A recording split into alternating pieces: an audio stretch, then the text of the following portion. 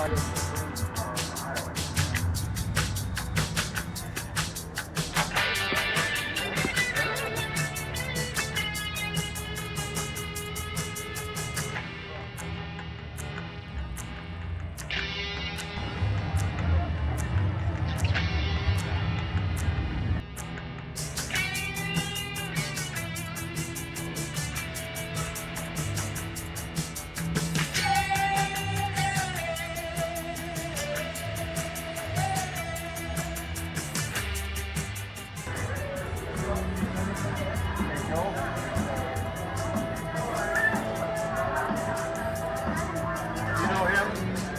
I do. Hello. How are you?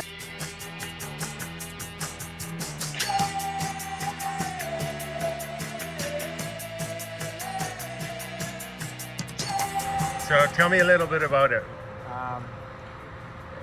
What do you want to know? Okay, it's a 30. It's a 36 Ford 3-window coupe. Okay. It's all steel. Yeah. Roof's been chopped 1.5 inches.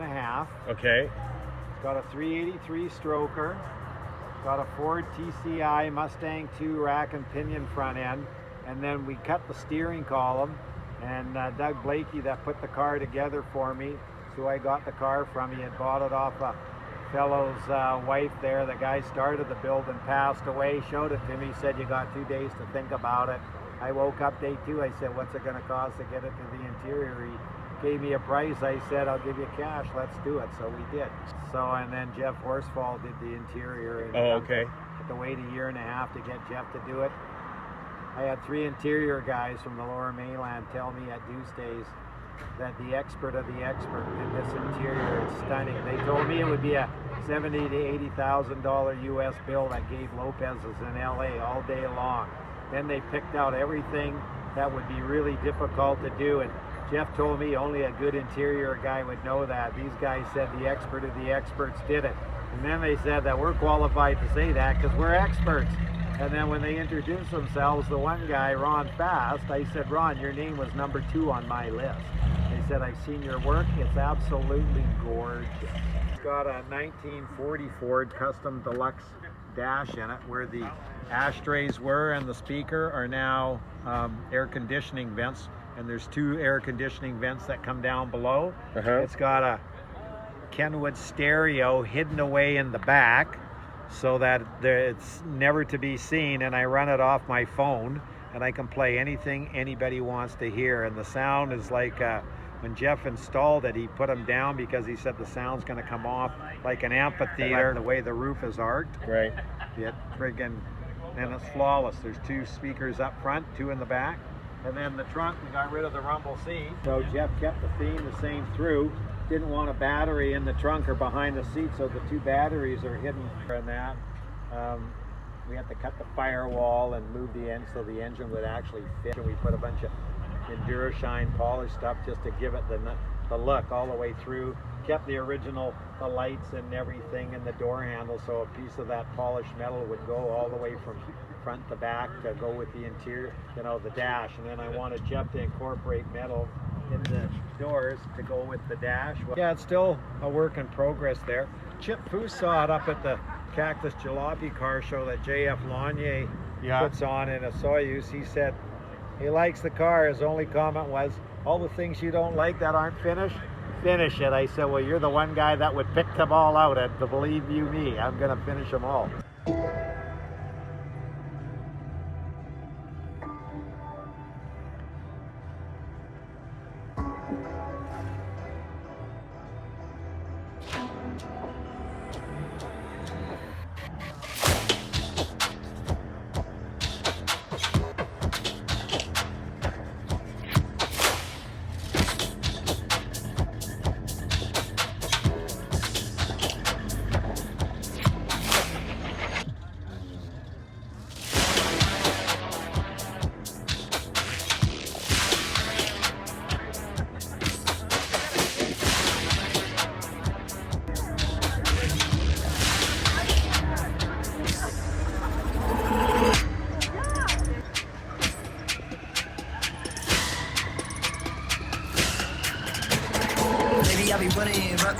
Front bunny, yeah.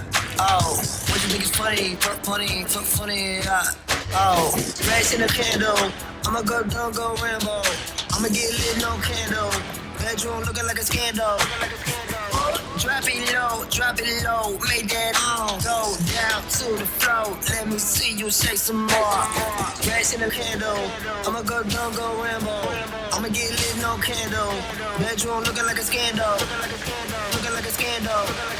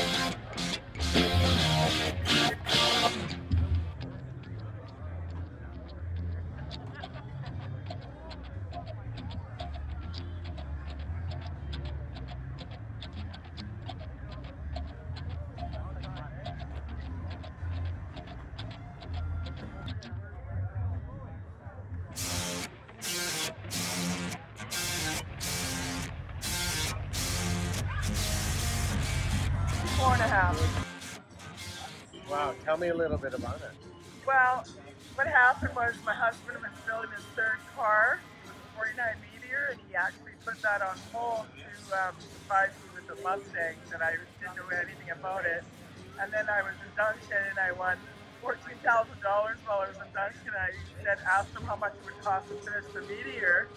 He said $8,000, so I gave him $8,000, but it was actually to finish the Mustang. And then they showed Mustang at, The one over at Silicon? yes, A couple years ago, right? it was actually 6 years ago now. Okay, yeah. Well, Yeah. time flies, right? Right? I mean, like, I know, Yeah. right? Exciting. So they did this car show and they pretended it was somebody else's car. And so we walked around and looked at it, and my first thing was, I said, it's pretty fucking red. But anyways, it turned out it was my car. I said, the guy that was announcing, he said, would the person that owns the car come up and see this? And I said, well, tell him I'll buy it. yeah? And then he called my name, and that was it, and that's my car. That's awesome. Yeah. So what have you guys done to it? Everything. Really? Yeah, pretty much everything. The only thing different you did was you put power steering in it because it would have been easy. It's easier for me to drive. Yeah. Because it was too hard to steer. And then he just found this for me. It's from the 60s from the White Spot drive through. Yeah, the White Spot had those? Yeah. Okay. Yeah. That's pretty cool, eh? Yeah. We need to find some more White Spot. So you guys did the top? Yeah. Yeah. Did everything. We did everything. All the pieces were inside the car. Yeah, I still have the console to put in and, you know, Right. a few other things. There's always something that has to be done to it. It's never actually finished, never really. So do you write a list and then check it? At a 67, a 69, they wouldn't have satisfied you. No, probably not. Because the 64 and a half that my uncle had, my great uncle had, he sold it. I don't know if you know who David Gogo is. Yeah. Singer. Yeah. Well, him and his dad bought it when David was 16. Oh, So wow. all these years I've been trying to bug him and trying to get him to sell it to me, and then all of a sudden this thing shows up. And Yeah, I bought it, rebuilt it, didn't tell her I was doing it. Yeah. Then they asked me to take a project to the Perks Arena for Little Rock and Roll Souls. Yeah. They actually wanted my Meteor, and I said, well, why don't I bring the Mustang instead? No. Oh, yeah. Everyone kind of knew, but her Yeah, that's awesome. had no clue. It's like we walked through the show, and I said, well, what do you think of this? She said, I don't like it. It's too fucking red. Yeah. So And you're like, oh, fuck. No. So I shut up. We walked the show, and then when they did the little meet and greet for everybody, they want to know if the owner would come up and talk about it. Yeah. She yells out, well, if they want to sell it, we'll buy it. So they talked a little bit more, and then they called her by name to come talk about it. Says, it's not my car. Well, everyone in there, friends of mine were behind me, says, yeah, Lyle built it, it's yours.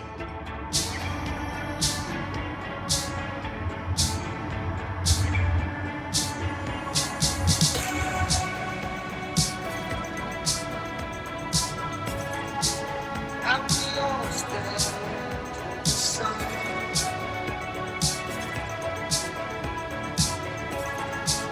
I'm lost in the sun.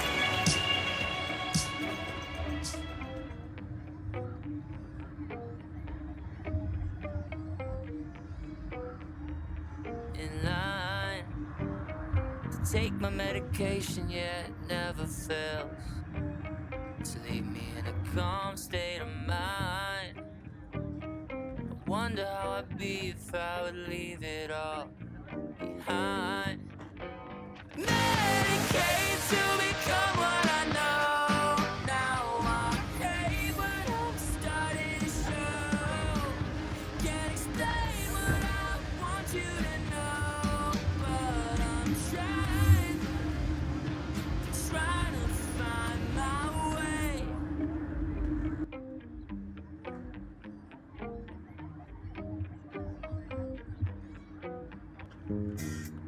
Running out of breath, just pacing. First mile, fighting off my temptation to lie. Face down, broke down. Am I gonna be alright? Ooh, I think I need another Medicaid to become what I know. Now I hate what I'm starting to show. Can't explain what I want you to know, but I'm trying to find my way. Each day I run away to be with you. I run into regrets with what you do. I wanna stop before I fall in love. Stop before I start to hate myself. Medicaid to become what I know. Now I hate what I'm starting to show. Can't explain what I want you to know, but I'm trying to find my way.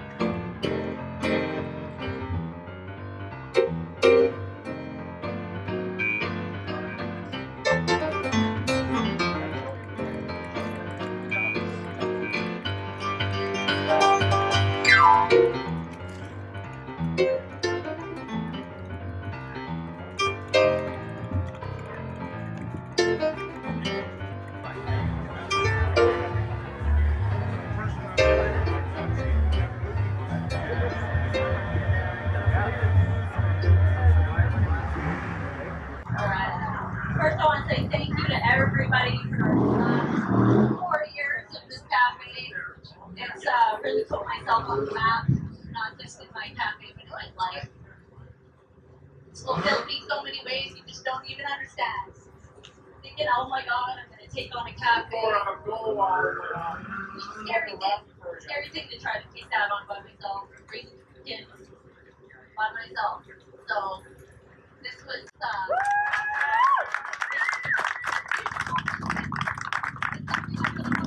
my children. I think there's not enough people that get recognition for how hard they work in this city. And I want to say thank you to all of you because you've taught me a lot. All of you volunteering to help me with my car, help to fix my fridge, help to clean my floors when I couldn't, hobbling around in a little cast. Everybody was there for me, and it meant a lot to me. And with my little closure happening, which kills me, trust me, it was a very hard decision for me to make that choice. But I couldn't stand here not making any money, watching outside around my building. You know, it's a mess out there. And I think that our city really needs to wake up and start cleaning it up. Because I'm tired of looking at it. I don't want my kids going downtown. I don't want my kids hanging around watching all this crap go down. It's got to stop. You got to help these people properly. This is kind of a band-aid. It's going to get ripped off really fast. More businesses are suffering in this neighborhood, and I think that everybody needs to start speaking out. It's the only way we're all going to get it fixed is if we speak out, right? So until then, I'm going to be hunting for the perfect place that has, you know, a wickedly huge parking lot. I want bigger than this. I want like 4 times this size. So if anyone's got some land, let me know. I'll bring a big, huge milkshake maker and I'll please you all. So until that dream place arrives, which will be in the next 2 years, I promise you that. I only want to miss one car season because I can't handle the thought of not doing this every year. I'll be opening up my little tiny shop, my little window down on Cook Street. Wonderful family that owns the building has just appeared out of nowhere for me to help me out, to help me get back on my feet so that I can rebuild this again. Which I'm gonna do. Putting everything in storage and I'm gonna start it again in 2 years. And it's gonna be great. And until then, you guys are gonna have to deal with me joining all your car cruises everywhere. Now I'll have some time. Drive by my shop and roller skate. Come on, guys. Figure it out. Not that hard. Skateboard, whatever. John, please don't do it though. That's right. I'll pull you in the wagon. But I just really want to say thank you and I appreciate all of you guys, all the support. I just can't believe how big this has gotten. It's been amazing. Like you guys just really light up this city, and we're lucky that everybody takes part. Everybody joins in and helps each other because this is a culture that's, you know, I hope never gonna die. So all you people teaching people down the line, keep it going, right? Let's keep it going.